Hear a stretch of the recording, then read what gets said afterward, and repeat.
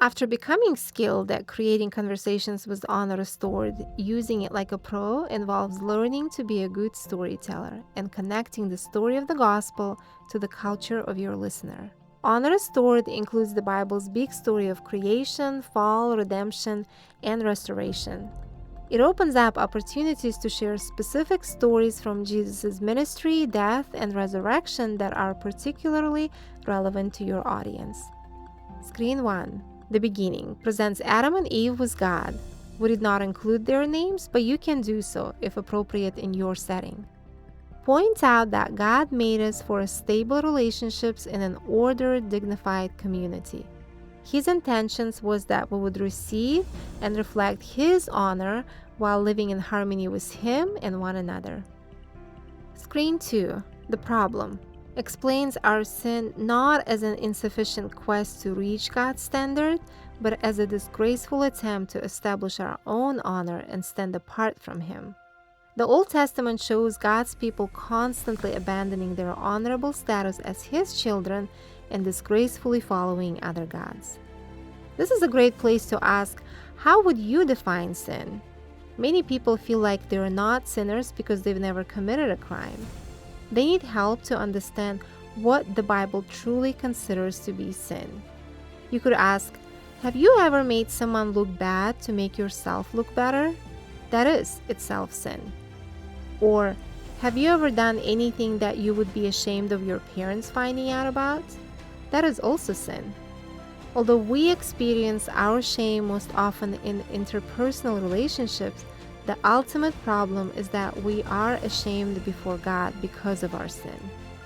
While going through screen 3, the solution, it is appropriate to summarize a favorite story of how Jesus lived, such as how He elevated shamed people to a place of honor. He publicly praised the faithful boldness of those who were excluded, but who fought their way to Him, like the lame man whose friends made a hole in the roof of Capernaum to lower him down, or the woman who bled for 12 years and pushed through a crowd to touch Him. In the illustrations on the screen, Jesus is lifted up, bearing the weight of our sin and shame, the squiggly lines, while still maintaining His honor, the straight lines from His head. He's up on the cross while we were all in our sin, turned away from Him and one another. People from honor-shame cultures may be deeply provoked by the scandal of the cross. This is both an extra challenge and a great opportunity for the gospel to move them deeply. There is no explicit cross on the screen because the image of a cross can be so offensive to some religions as to end the conversation prematurely. At least one major religious tradition explicitly denies the possibility that God could ever take on a human form, especially to experience pain and shame.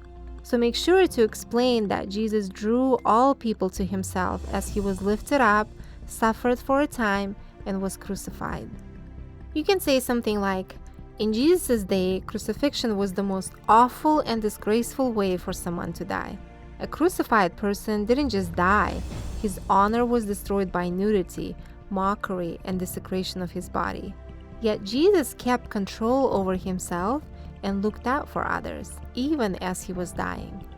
Check whether your friend now understands why Jesus had to die. You can ask, why did Jesus die on the cross? Then you can explain how He died in a shameful way so that He could take away our sin and shame. If your friend still seems unconvinced that God could ever allow His Son to be crucified, the answer to the scandal of the shame of the cross is the resurrection. His shame was momentary, but His glory is forever. Jesus obediently died in such a shameful way, according to the plan of God, for which He received the name above all names. God the Father vindicated Jesus in the resurrection, declaring Him to have been right when we were all wrong, lost in our sin. Here are some questions for further discussion. What is a short favorite story of yours from Jesus' ministry that you could share briefly while explaining Jesus' honorable life?